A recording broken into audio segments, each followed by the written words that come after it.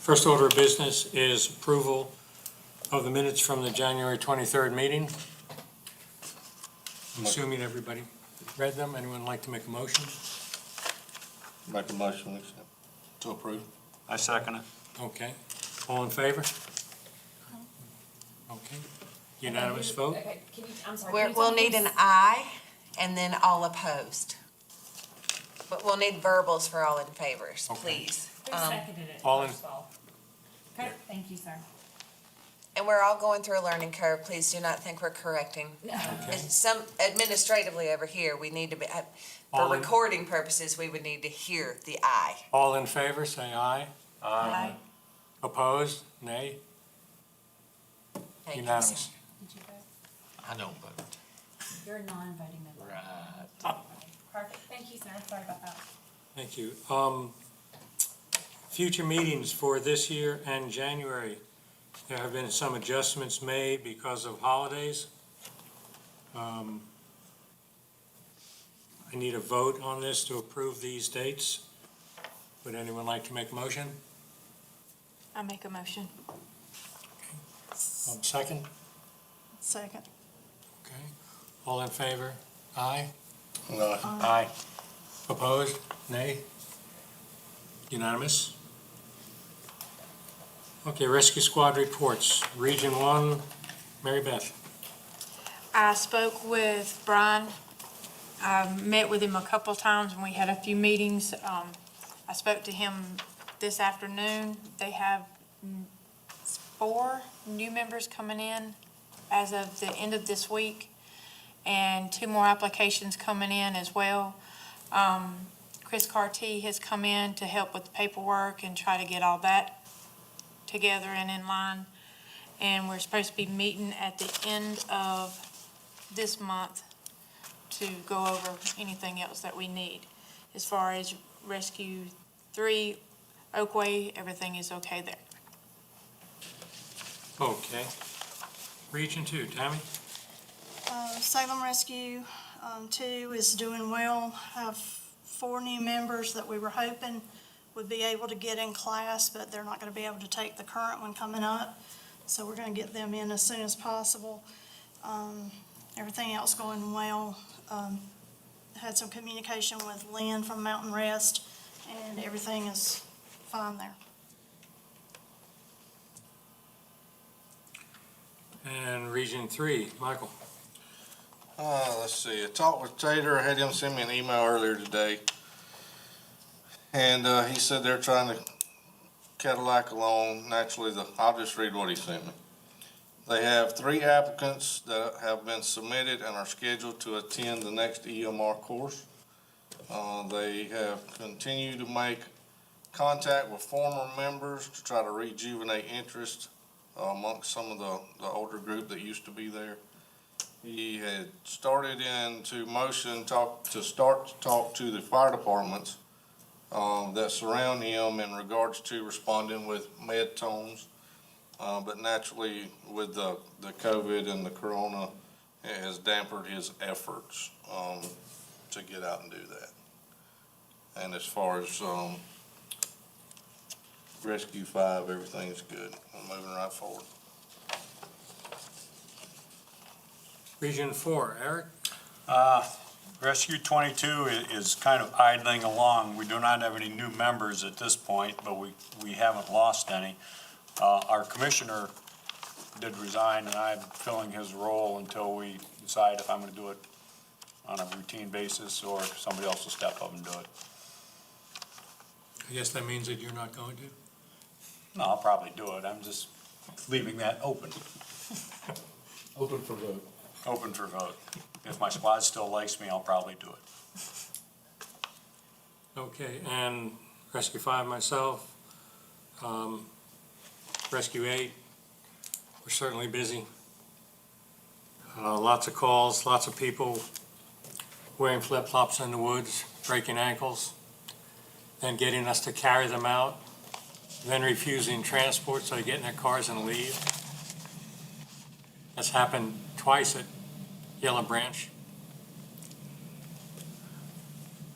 I don't know if there's any way that we can charge people homeowners insurance companies pay a lot. Rescue 7, we've had a number of calls. We had a assist up at Lake Burton with a recover body. Took less than 10 minutes from when we hit the water. Very good operation.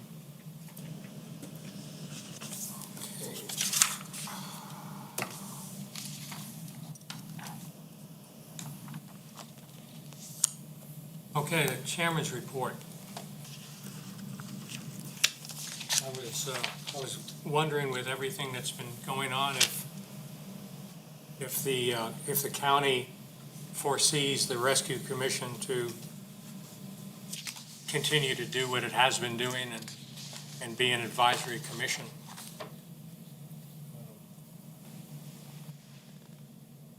Can I ask you for a comment on that, Scott? Sure. There's definitely a place for the Rescue Commission. I think we need to really focus on what the commission is chartered on and an advisement to where do we go next year, 5 years, as we go down. What does the commission, focusing on that, what does the squads need to do to stay relevant, to continue to help the members of their squad, get the training, those kind of things, and also be relevant to the citizens.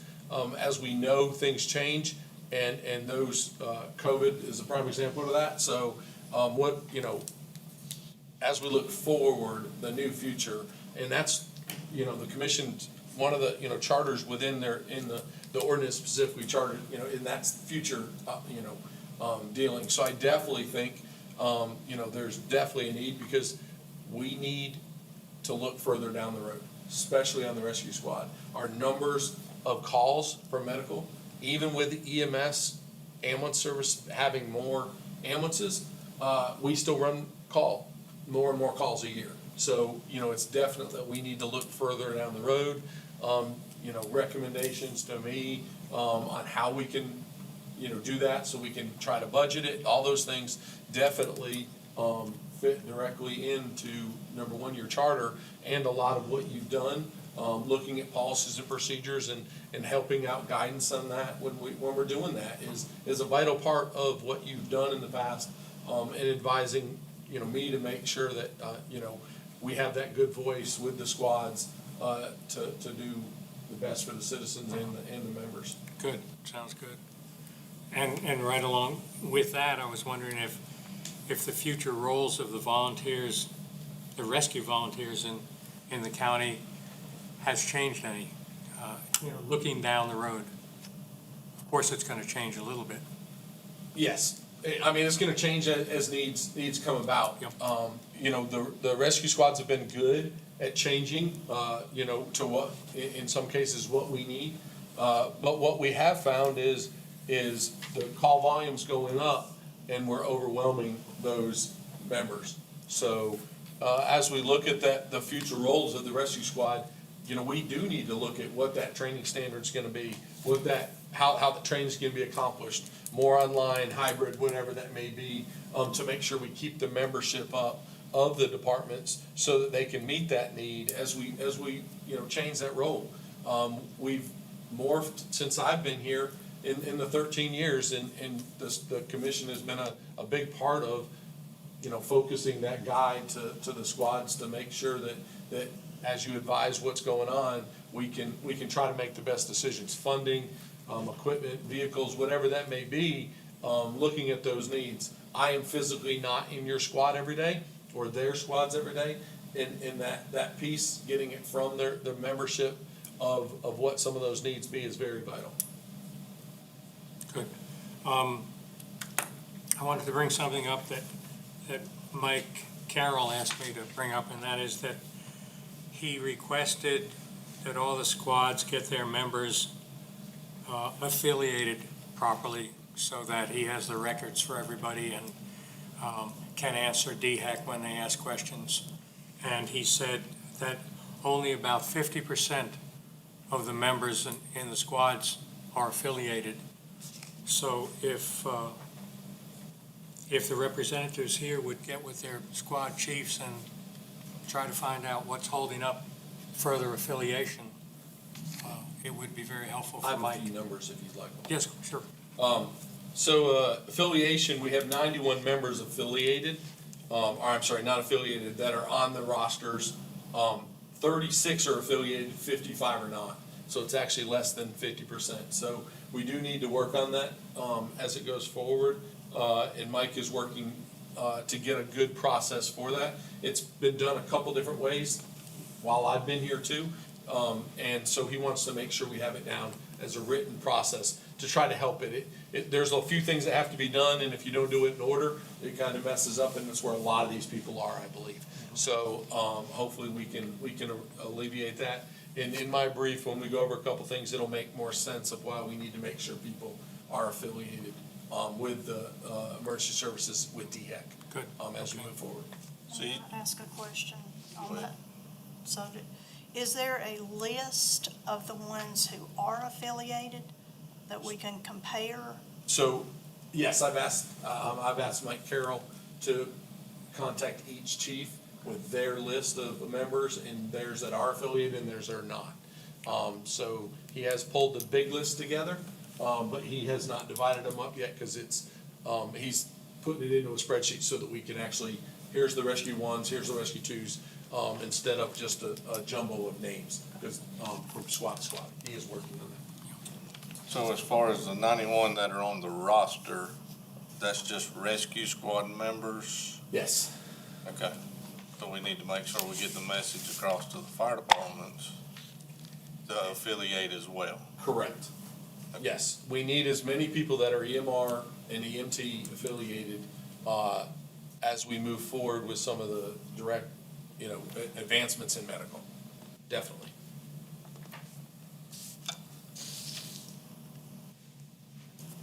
The only other item I have is that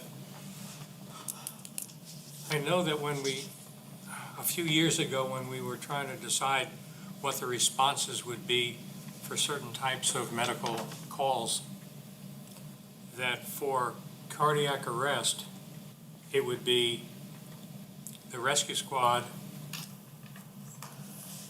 the nearest fire department, and of course, that fire department's med people, and the nearest 21 squad. And I myself have noted I frequently have to ask for one of those entities that is not being dispatched to please be dispatched, which needs to be done on the first alarm. It's very chaotic. We always need lots of hands, and we need them there early. Now, it's possible that that has changed, and I'm not aware of it. I think a lot of times dispatch might dispatch the med part of that fire department. And if it's at night, when there's no 21 people there, that's nobody. I'm guessing at that. So, yes, I believe you are correct. We are working on, the process that is done. When most of you know what the run card system is, when they added the medtones, the medtone became the replacement.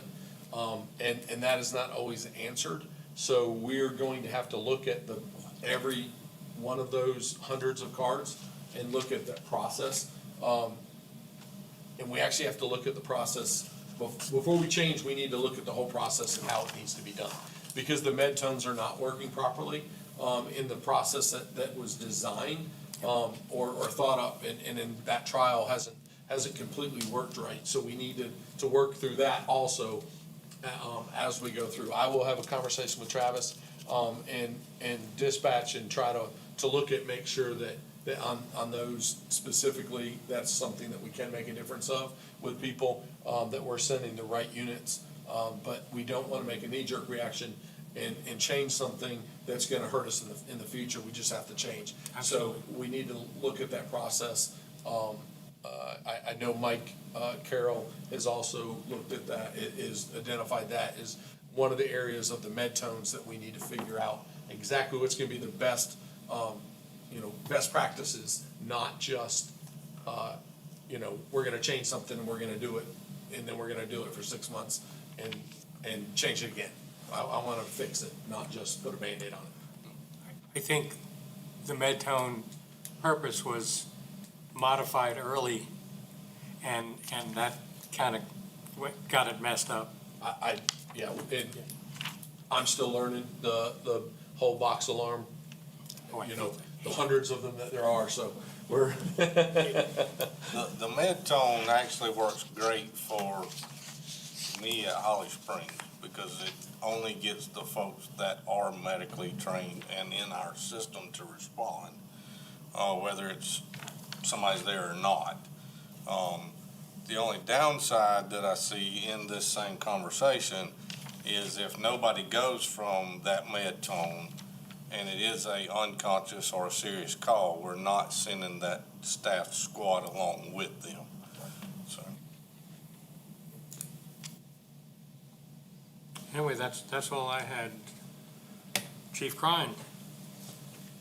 Okay, COVID update. I wanted to update you on a few numbers as we go forward and kind of set the tone as we move through the next months of a response. First thing, July 9th, we had 14 cases July 9th. Going through, we started spiking in that time when we come through. Between now and then, on average, if you go every 2 weeks, we've had about 236. And so we had 236 active people. Right today, we have 226. So that's not reducing any. The numbers are up and down, and 37 one day, 17 the next. The number I want to mention, though, is the state is looking at 26,000 more in a 2-week period. So if you take the last 2 weeks, we've grown by just under 26,000. They expect it to grow another 26,000 higher in the next 2 weeks also, which tells us that percentage is still running instead of the original 9%, running on the 20%, and that's our percentage is what our concern is. We can have all the people in the world. It's the percentage of tests that we're giving. If it was just tests and we're producing more tests, of course we're having more cases, but it's that percentage of those positive tests. And I bring that up in the COVID is we need to remind our responders to protect themselves. Make sure they have an N95 mask. If they don't, we have them. If your squad doesn't have extras, please let us know. If you haven't been able to get those supplies, any of those, we need to protect our personnel with that as we move forward. You don't know who's going to have it, and so tell them to err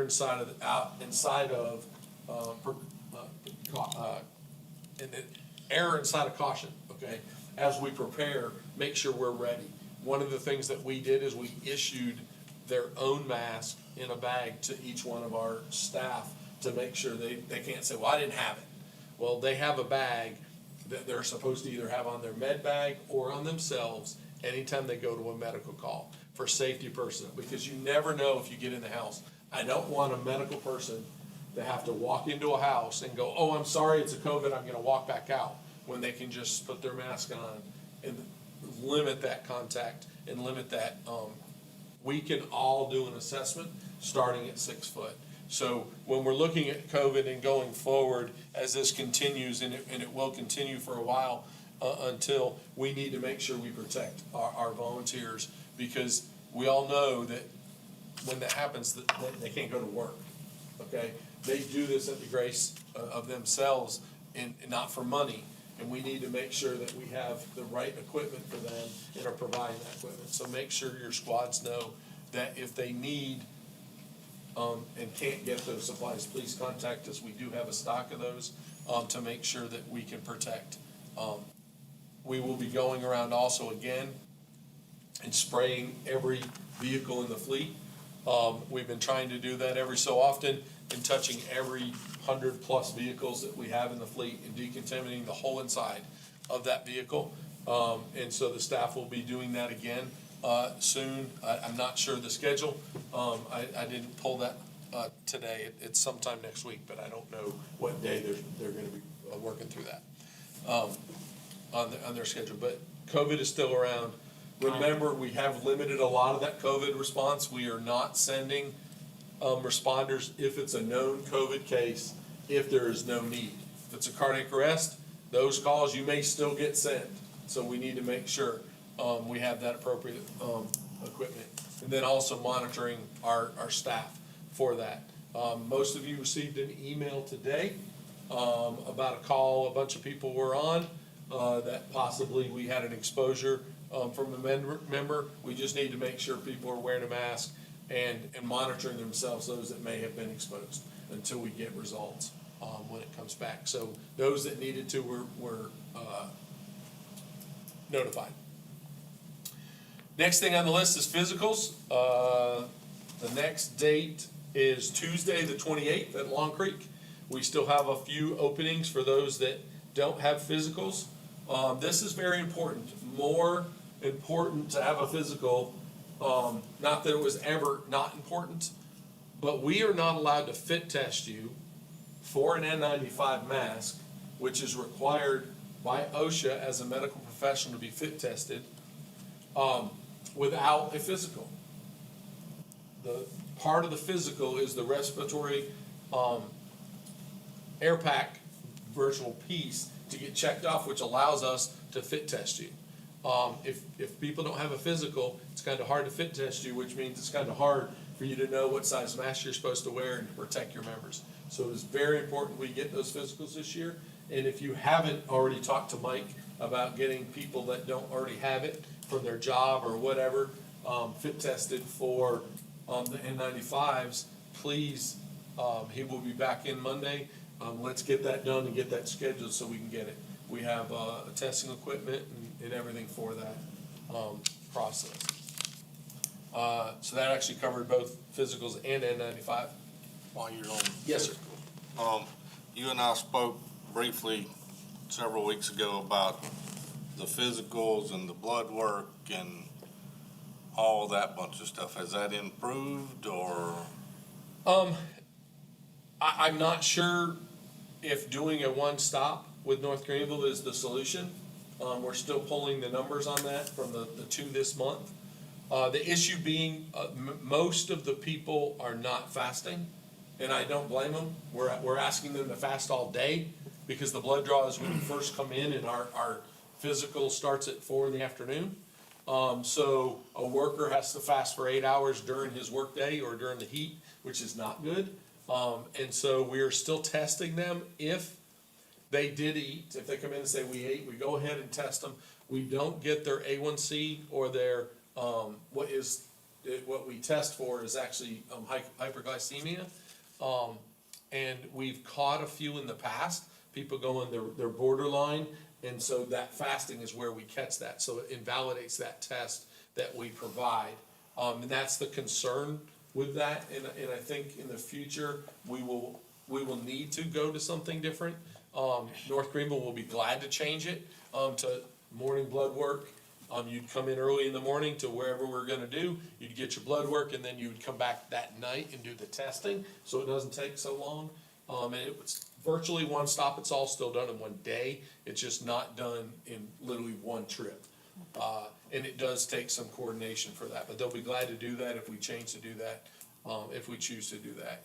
And most likely, we will try to get a survey out, to each squad, and fire department, all of our team members, to try to see how that's working. The biggest thing I will say is, we've had, 5 physical times now, and each time there would be 30 slots, available. We have lots and lots of people without physicals, and we have only had 15 at any one of those 30 slots.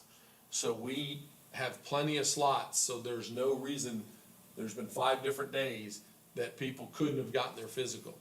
So, we need to really push that and, you know, enforce it. It's a benefit for them. If everyone knew the medical problems that we have caught because of the physical we give them, and it didn't stop them from running calls, we solved a medical problem, got them the treat, you know, they seek their doctor for the treatment that they, needed, and they're back now running for us, instead of, unfortunately, someone accidentally dying, someone not catching an injury, or not knowing they had a problem. I don't mind saying it, I'm one of them, okay? And so it required surgery, but I'm one of those people that it helped, and I'm a very big advocate. Do you think that putting some type of a deadline on non-current physicals would help force people to do what they need to do? I am actually asking to update ERS and try to make sure we have a good list, and the first thing we're gonna do is get a list of all the departments of the members that are no longer current, so that you can individually, before we just say you're not eligible anymore, to try to make sure we put pressure that way first, so the chief knows, first, that he can talk to his members, appropriately for those physicals. Is where we had planned on trying to, get those numbers up, now that we have a contract. And on that same topic, we're not using Henry at all anymore. We are. Oh. We are. We will start scheduling him in August. I see. We are working on a few things to get the physical paperwork with the respirator, paperwork correct with Henry. And we're using 2 vendors. So, we had some people enjoyed the process there, other people did not like it, so we're going through that. Good, because I had just spoken to Mike, and I have scheduled for this coming Tuesday up at Long Creek, but he said that we were not using Henry. So at this But time. at this time, Yeah, we're at this not, time, we're so- waiting to get that, because no one would get signed off. If you're a level 3, person, you would not get signed off for the respirator. That's the paperwork we're changing. For Henry's process, he doesn't do that piece for a level 3. And we have to change that, or no level 3 people can ever respond again on the medical side. And that is a huge majority of Right. our people. So we wanna make sure that we don't have one piece of paper that we're not getting, when we do a physical, cause we're paying that bill, that doesn't help us to make you a responder. Sure. And we think Henry's gonna be starting in August? We hope to, yes. Okay. Can we take those early? I'm sorry? Can we take our physicals early? In the day? No. I'm saying like mine would run out end of September. Oh, so- Can I go ahead and get into the July 28th? We're asking, if you're September, we're asking no more than 30 days ahead, just because it adds so much money, to the bill if we cut everyone 11 months. Well, the only reason I was asking is to fill some of these slots. I got you. They're- Yeah, I will have plenty of slots, there's not an excuse anymore that there wasn't enough space, Gotcha. is I guess where I was going with that. Okay. Good deal. There will be spots to have physicals. Okay. Can I ask a question on something you already moved away from? Yes. I tried to get it in, but it Sure. didn't work. You talked about the N95s. Do you want us to use N95s for every medical call, or only N95s when there's a suspicion or a definite?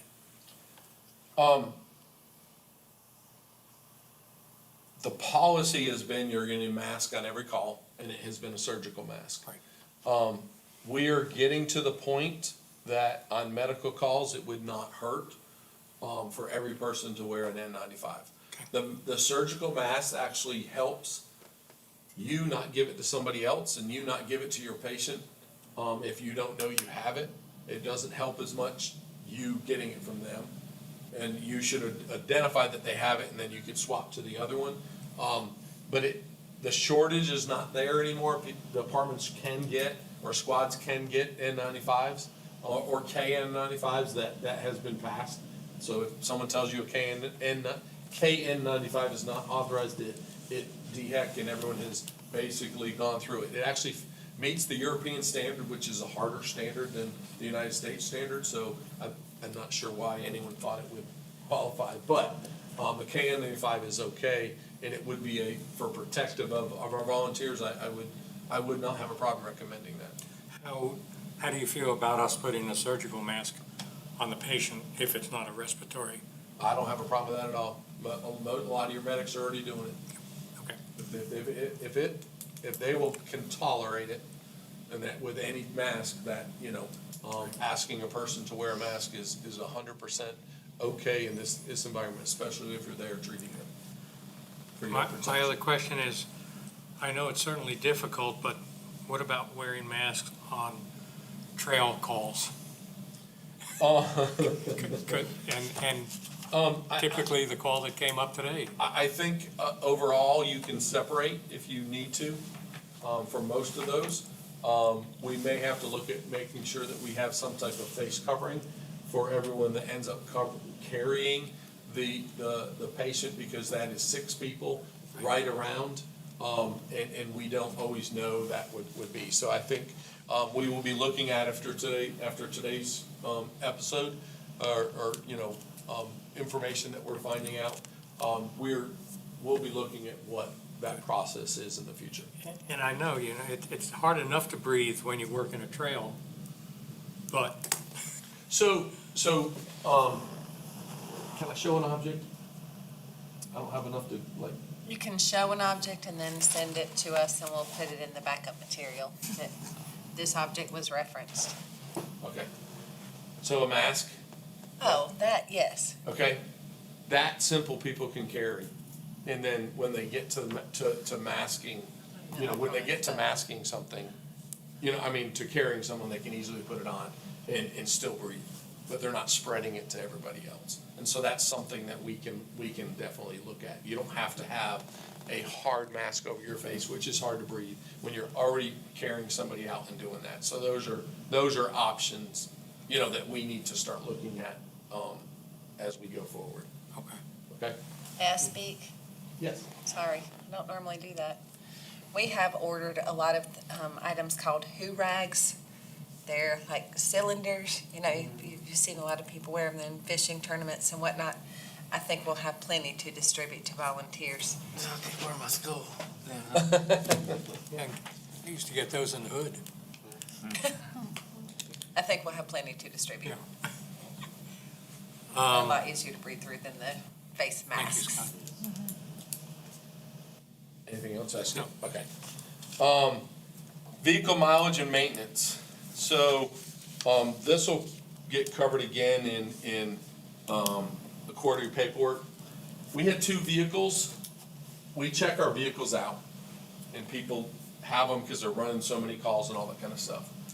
Those 2 vehicles accidentally, the sticker got taken out and everything. We need to make sure we are getting our vehicles serviced, okay? Service keeps our availability and those kind of things in response time and all of that, and the longevity of the vehicles that we have. We need to make sure they're taken care of. The county is doing all that service. Please help us make sure that we meet those standards when it comes to mileage and maintenance. If your vehicle goes in for maintenance, and I know we get complaints on this, and then a week later, it comes out and it has to be maintenance, has to go in for service. Maintenance looks at that vehicle, and if it's 500 or less from maintenance, they don't do or from service, they don't do a service on it. If it's, I'm sorry, they do a service on it. If it's over 500, they don't do a service on it.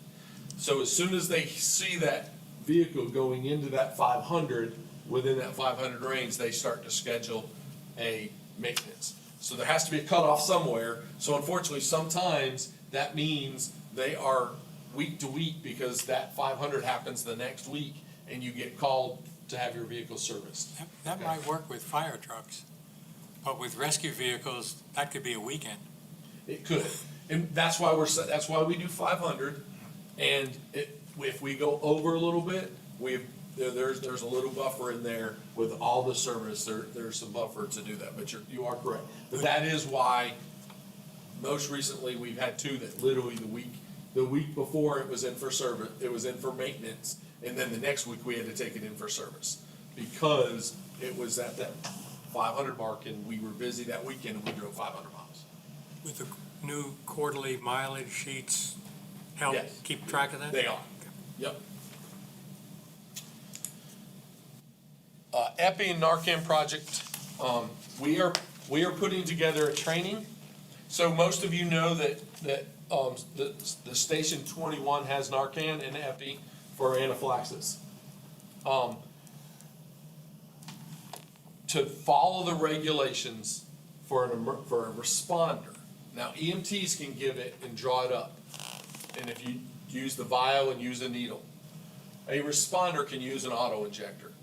So we are writing a policy.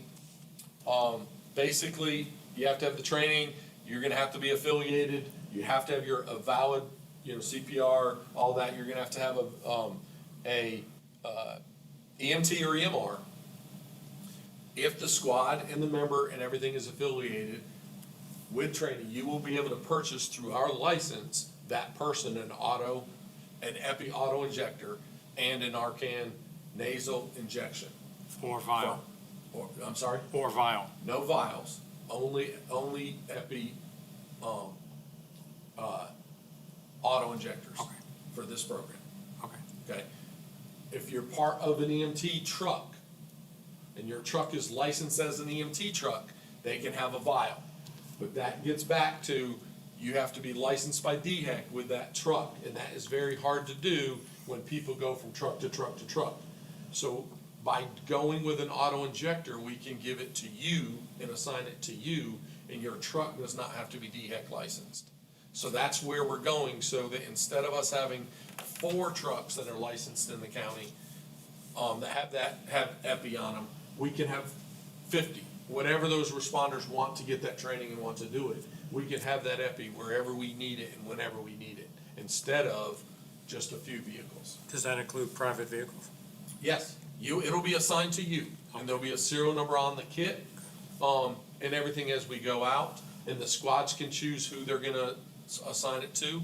They'll be the gatekeeper of, yes, this person has had the training, or actually, I'm sorry, Mike will have this person's had all the training. It'll be recommendation from the chiefs to this person gets it because it's their money that it's purchasing. That's for Epi and Narcan? That's for Epi and Narcan. Super. Okay? Great.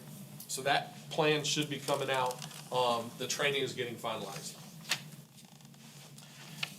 ERS, another key point of Epi and Narcan.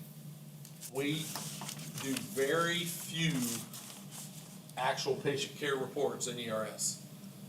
And I know that we do a lot more care, and if you do physical care, you're supposed to put it on a report, than actually we have. So we need to remind everyone to please do a full patient care report, not just the brief that you were there. If you did care for that patient and did any type oxygen, any type of actual meds, true care or not, it needs to have a patient care report done, not just the start of the report. Yes.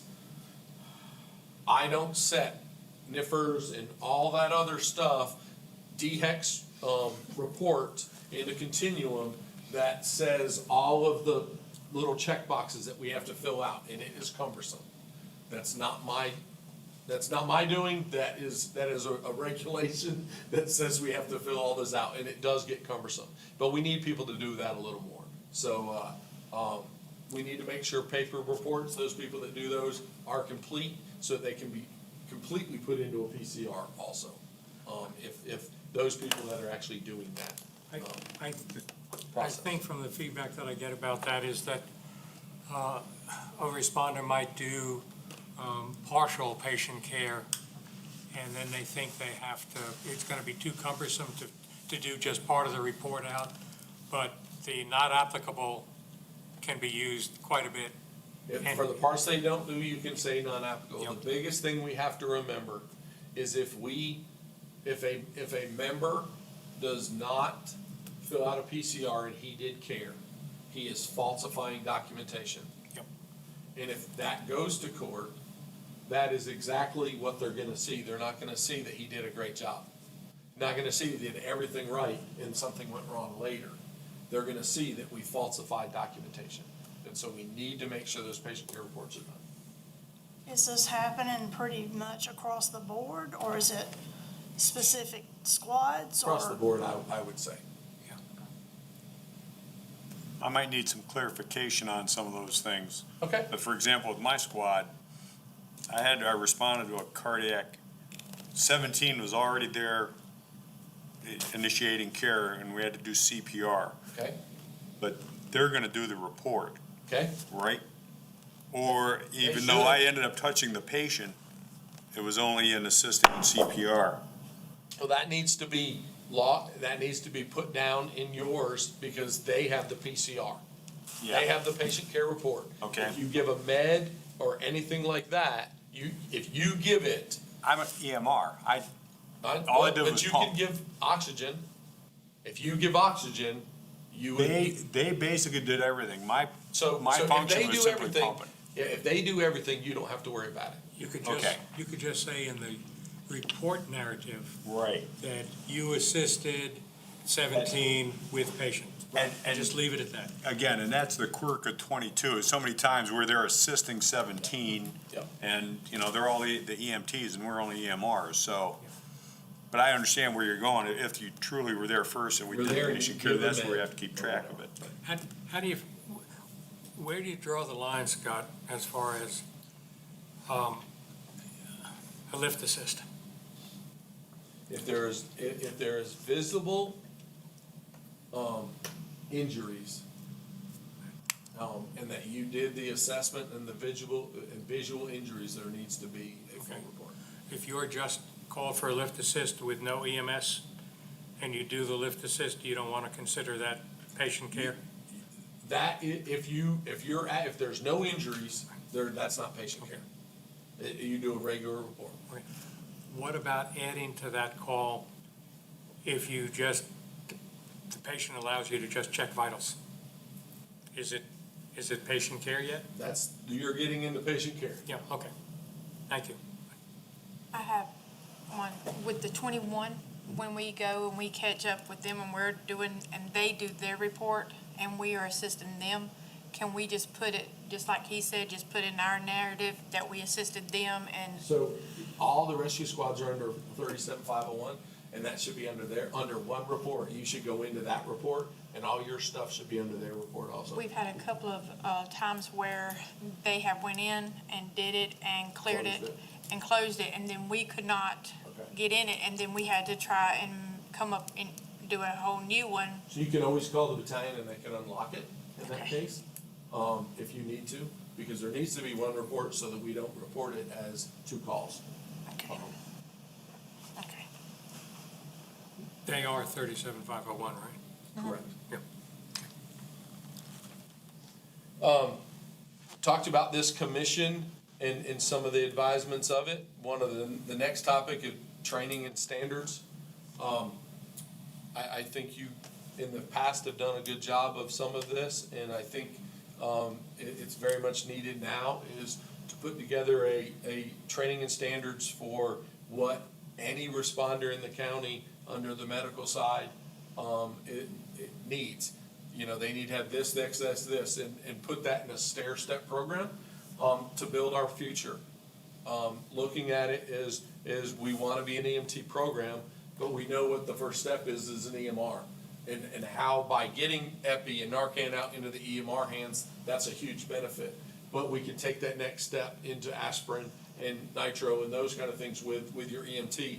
But if we have a better understanding and a better schematic for standards of what that's going to be, the advisement of that and what was gonna be very good in your volunteers, is a good project for this commission to work on. Next one is this, staff positions. You skipped one. I did, sorry. Okay. Oh, I'm sorry, I did. I'm sorry, I checked that off. And so we are almost done with the policy for fire rescue, financials. That policy is going to be a guide of how, we need to see the paperwork done. Mainly, I know Steve has already for 2 squads or 3 squads maybe? Three.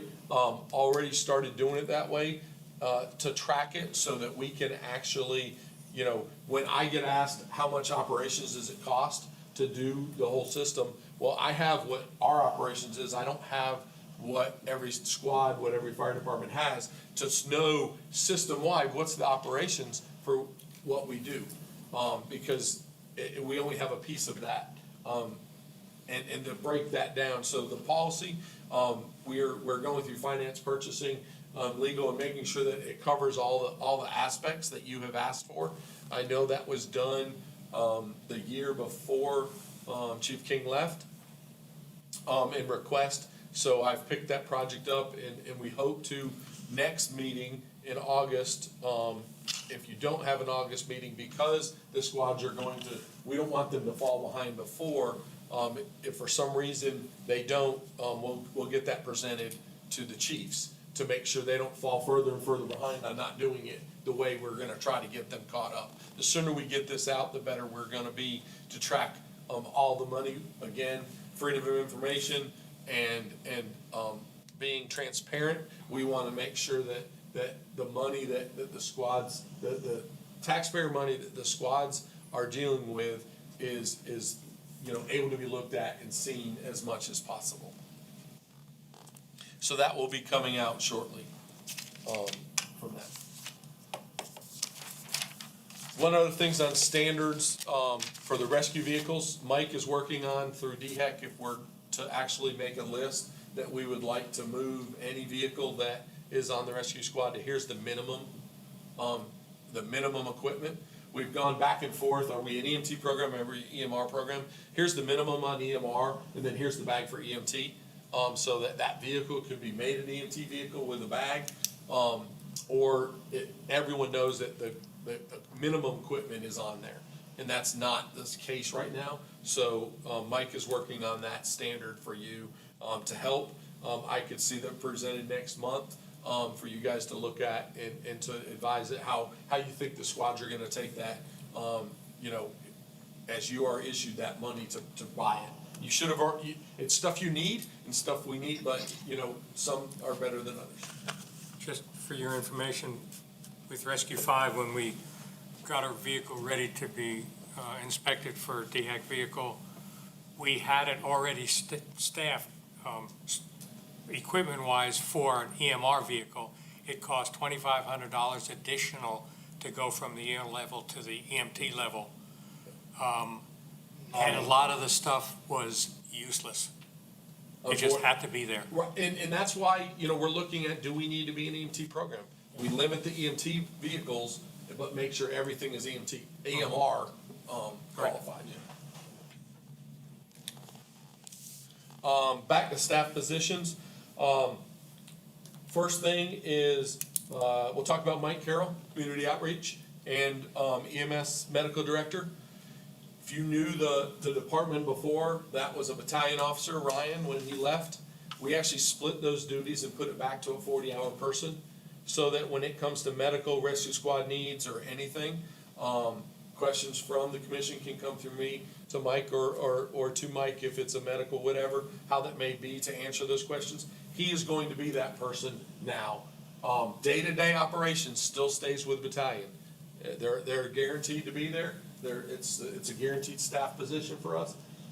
But we're pulling those daily duties off that we're always struggling with for the battalion to do because they're running calls, to Mike, and Mike has already jumped on that, doing real well.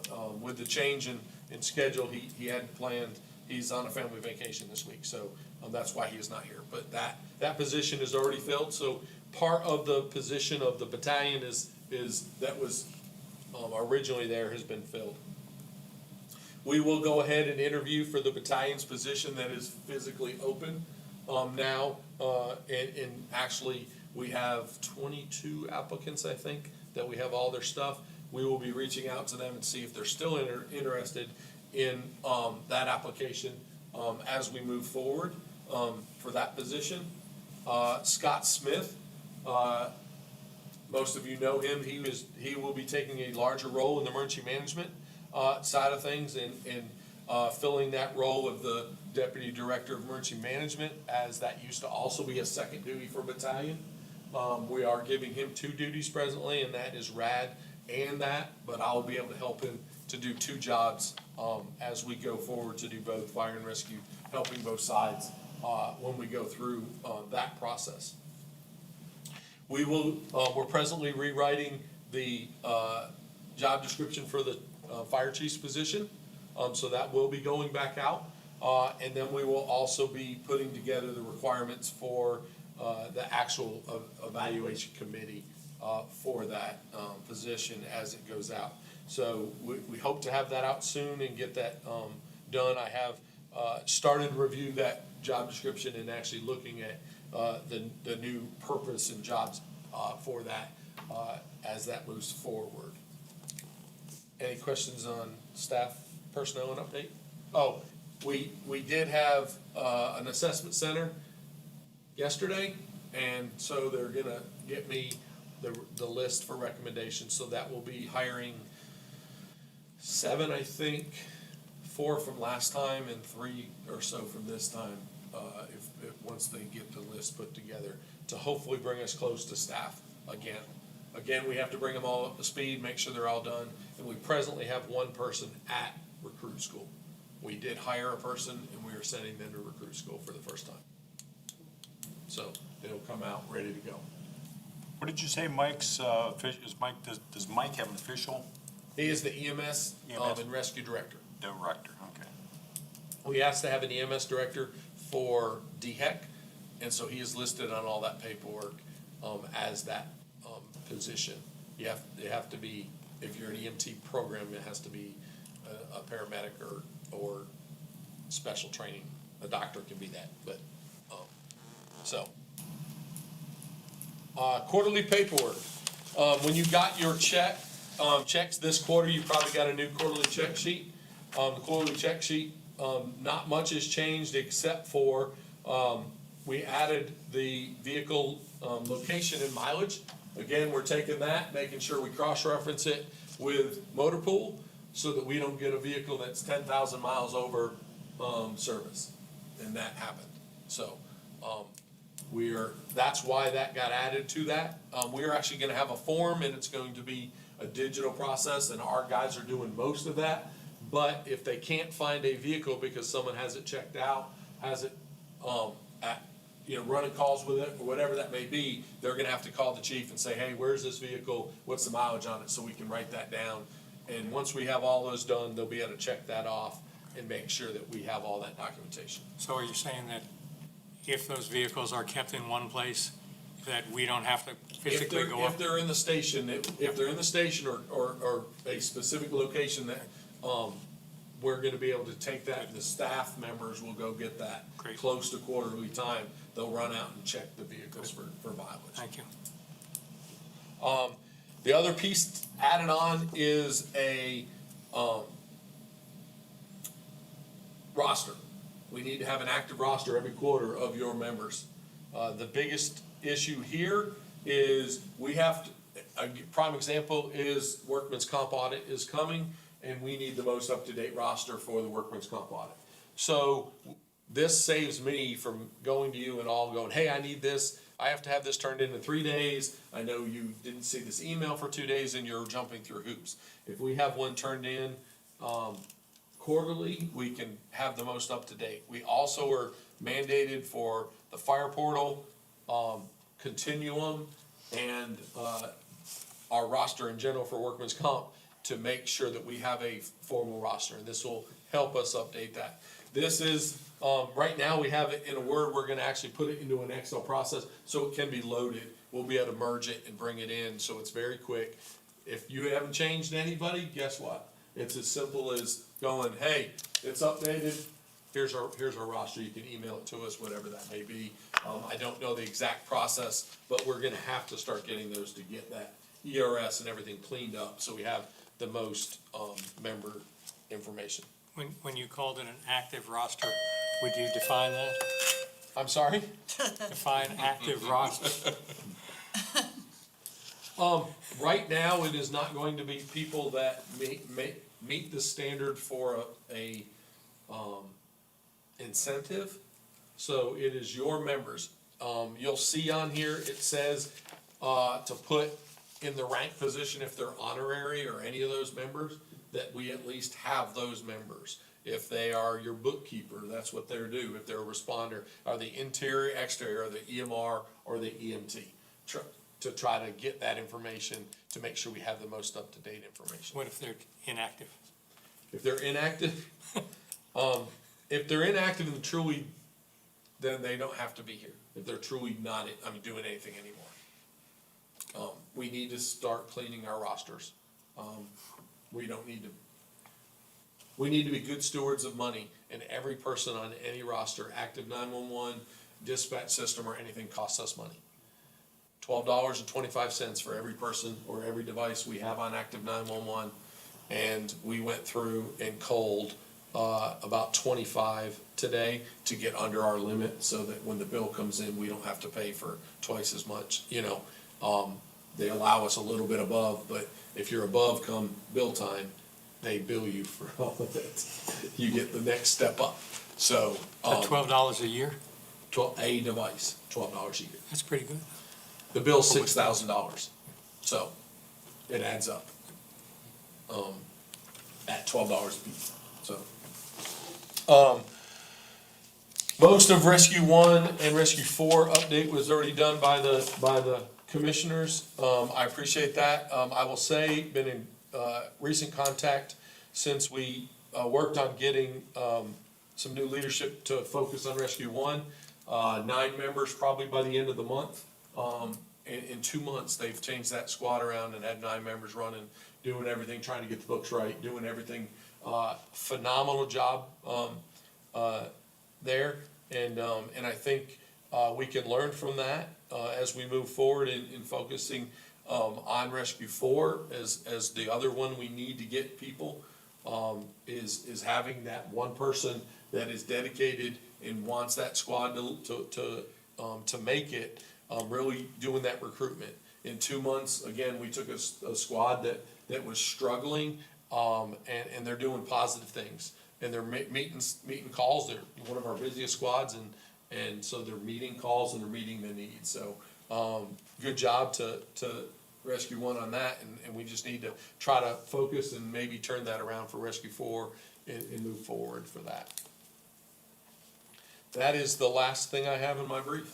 Skip some, Emergency identification call. next to last item. Oh, yes, I did. Katie, Sorry. will you make Scott's print a little bigger next time, please? Do what now? Just ask her to make your font a little larger next time, please. Yeah, I need the glasses. Actually, I went to start it, I put a check by it, so I thought it was done. That's not This is what I'm That's not gonna, Freudian, is it? that's all right, for it. Hold on, let me do that Not For passive. the record, for the record. Same. I'm sorry. this is excellent though, for your first meeting, it's More fantastic. passive aggressive. That's right. Yeah. So, IDs. We need to make sure our members have IDs on them. Biggest problem that I have with an ID is that we have IDs out there that don't have an expiration date on them, or if they do, they were 4 years out. And we have people with IDs that haven't had a physical in 4 years. So to get issued a new ID from Oconee County Emergency Services, which is my name on it with the state and everybody, it is going to be, you have a physical. If you don't have a physical, you're not gonna get an ID. And that ID will be 13 months. And you say, why 13 months? The expiration will be 13 months so that you have a month to get your physical. If it runs out in September, we're not gonna worry about your physical being out for a few weeks because the physical happened to be a week later that year than the next year. I hope we do enough physical to protect people that we run out of money. Because people get their physicals, and I'll go ask for more money. Okay? People need to have their physicals so that we can do our job, and we have to have an ID to be on a call. It is also required to go into someone else's house that we display identification. Now, in a uniform, that's really simple. I wear a uniform, so I go in, if my tag's not hanging, you know, I have name tag on, that's identification. We're coming from home, businesses, wherever that may be, we need to make sure they have an ID on them, so that they can be identified. Not only for the person we're going to, but for every chief out there, that when we show up on scene, we know that they're qualified. We will be working, Steve and I have been working together on changing our ID a little bit, so that when you see an ID, you know what physical they have. And the reason for that is, right now it says level 1, but how many people can read that when it's down here on my side? Is, we're just gonna use the example of Yellow Branch Trail, okay? Everyone shows up, I don't know their physical, I'm not physically looking at everyone, but if I know red is okay and red is a level 1, I see your ID and I know I can put you in the woods. But if you're a level 3, you shouldn't be hiking in the woods, you're gonna have a yellow tag, whatever we choose that symbol to be. That way it's easily identified, and I know he needs to work command, they need to work rehab. You can go into the woods and make it safe, for that. As we move forward, I hope to work on that. I know the fire service has had green stickers on helmets, and that's been yes and no, and we need to protect. We have had people in the wrong places because the chief or the incident commander, it's not only the chief that knows everybody, the incident commander doesn't know who is allowed to go in or out. So, again, we need to protect our members, because if they're not supposed to be doing something, you know, the incident commander can get in trouble for that, because we're tasking them with something they shouldn't be doing. So, here's the policy to get new IDs. That won't start until October, so if someone's ID had to be made, new members, one of those things presently, they will get an ID that expires in October, which allows everyone from, you know, August, September, 3 months to get their physical up to date if they need an ID. And again, we still have 15 slots Tuesday. Was it October 15th or 30th? We talked about that. I forget. 30th. Okay, so give them till the 30th. Yeah, we give them to the 30th. Okay. I have been doing that as far as the physicals are concerned. It's easy for me to look in ERS to see when their expiration date on their physical is and what level it is. What I'm not able to do, and I've had to write the battalion an email, is to look and see what fire level they are, what training level. 1152, fire 1 or 2. That should be on their sheet. Nothing I should can, be- nothing I can get to. It's- So- That's in the fire academy. I have to Should be get on the to, sheet that you Should fill be out on to the- get Should be one. on your document sheet. Yeah. yeah, it is, but there's a lot of things on the documents. that So are let's coming do, well, I'll do that. How about we redo the document sheet? through. Okay, I think it needs to be redone and kind of tweaked anyways. okay. Let's redo the document sheet, make it easier so you can get that information. I And keep- everyone fills one out. I keep reminding the chiefs that they're signing that these things that are written down are true and correct, but I'm not sure that's read all the time. Okay? We will put a new sheet together for you to make it easier on you for the IDs, and then make it very clear on how this is gonna go as we move forward. Okay? Thank you. That's all I have. Any questions? So everybody's getting new ID cards in October. The ones that are out of date, yes. If yours is out of date in December, or your physical's in December, you'll get one on your anniversary of your physical. So I just did my physical in April.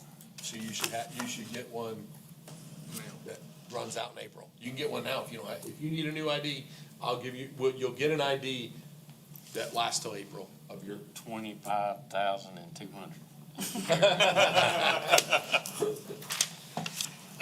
I just didn't know. I mean, Yeah. you know, you got people that. If you have a good physical and their ID is out, they get it until that date. It's not all running out in October. It runs out on the date of your physical. The members don't keep careful track of when their ID cards expire, Gotcha. and neither do the chiefs. So, Well, how about we start working on it? Figure it out. Figure me a process. Give me some advice on how we're gonna do it. Mine went out in 2018. Oh, guess you need a new ID. Yeah, I've been asking. Can't come to meetings anymore. You poor thing. As far as the color goes, I like that. Leaving? You need to have a minimal, basically y'all two decide what those colors are. Because you don't want to open that up for everybody. We will get something and have it proposed hopefully for, of actually what we're gonna change. One thing you didn't mention, it really makes the card appear more valuable is that the fireman who's about to go into the house, right now, there's no way of looking at that person, especially if you don't know them, if you're from a different department, and seeing if they belong going in that house, if they're certified. But if they have a yellow tag hanging from their helmet, everyone can easily see that that person's qualified to go in that house. Now, that will require, and if we pick yellow, but that will require them to have two yellow tags on the helmet, one for accountability. And everybody So you're brings gonna up, use the same color for both fire and rescue for level one? So level one It'll be the does, same. Level one, the level one will be the same. And that's why we're working on the colors, we're not set. The policy, when you read it, does actually say, everyone is issued two cards. One for accountability, tag, and one to put in your wallet. The only issue on the fire side is you can have a level one physical, but not be qualified training wise Right. to be interior firefighter. So if you only go by level one, then how can you have that if you gotta do all the respirator and everything? How can you be level one certified on firefighting if you're not certified in because interior? they will sign you off saying that you can do all this Because you stuff. can do all Just that, the but you're physicals. not a Trained to do it trained to yet. do it. You don't have a firefighter one or OSHA. That you're gonna That's sign what- off on the wear of respirator. Make them a level one firefighter. No, they're not a level one fire. That's what we're saying. That's where the confusion That's where comes in. we're, Because then you're gonna have to separate, they can only be a level two. If they're not certified to be interior, they don't need to be taking the respirator part of that. they have to. Have to. You have to take the level, everyone has, if you are a level 3 or above, you have to take the part for the respirator now, period. Because you have to take it for the N95. So everyone has to You're do gonna have a that. hard time getting colors. And that's what, No, I mean- it's a project that we have to work plan, on. 'cause it Yeah, is That's why a big we're- problem. we may have to separate interior firefighting accountability and the ID card. The ID card may only be your level, your physical level. That's what it means, and we have a totally different system for interior firefighting. That may be, and they already use a sticker. If so, we just need to make sure those stickers are right and we do that. I would like to see, and this is getting into fire, but a helmet schematic or something, and then it's pretty simple. Well, it's just like for me, I do both, certified interior. Right. Do wilderness too. So am I gonna have to have 4 cards? You'll have, what I'm saying is you're a level 1, Right. so you're a level 1. So your ID would show for a level 1. Now, that doesn't mean you can go into a house, because you're not trained to go into a house. But I am. But you are, so your ID doesn't mean that. Your ID just means you have a physical to go in your house. So Go in the house. you're gonna have to come up with an ID. So if you're issued a set of turnout gear, Yeah, you're allowed to go in a house. right. Really? That's how it should be. Really? what about exterior firefighters? They need turnout gear. They're not, if they're exterior, they don't have to be interior turnout gear. Well, Why are we? that's true. We're not We're gonna getting buy into the fire guys, Yeah, this is the yeah. rescue commission. But, so on the rescue side, doing the searching, you're gonna use the same level 1 card for that? You're a level 1, if you're a level 1 firefighter, if you go to the physical, you're a level 1 firefighter and you're a level 1 rescuer is the exact same physical. Okay, but you have a level 1 person who is over here who's not certified interior. They're gonna have a different color. No, they're not. But you're gonna give they're gonna give the interior people a different color, right? That's what we're saying, we're probably gonna have to separate. This means the physical level you are, your qualifications for training and what you're allowed to do is going to have to be a different accountability system. Because there's too many options for that. I agree. Cause I would own 20 cards, cause I'm a diver, I'm Okay. interior certified, Trust me. I can hike, you know, why, Right. you know. Right, that's what you, I'm just, Yeah. you know me, I'm playing devil's advocate, because that's what the questions you're gonna get from everybody. No, that's what we're saying, we're gonna have to separate the physical side of it Yeah. from what you're trained to do. John. Within a totally different program. You're the exception, and I'm not gonna give you 20 cards. Thank you. But I'm just saying, you know, No, that's what I'm coming to the commission about, saying, hey, here's what we have to do, but we're gonna have to have a process as we, you know, look further down the road to fix this. yeah. But That's- you wanting this in place by October Well, 30th? the card is easy. Okay. Cause all we're dealing with the card right now is just the physical. Just the physical, and all we have to do is pick when you have a level, you know, 1, 2, 3, or 4, and what color it's gonna be. So, that fixes the physical piece of it. That ends the meeting. Motion to adjourn? Any motion to We adjourn? adjourn. Michael makes a motion, seconded by Eric. All in favor, aye?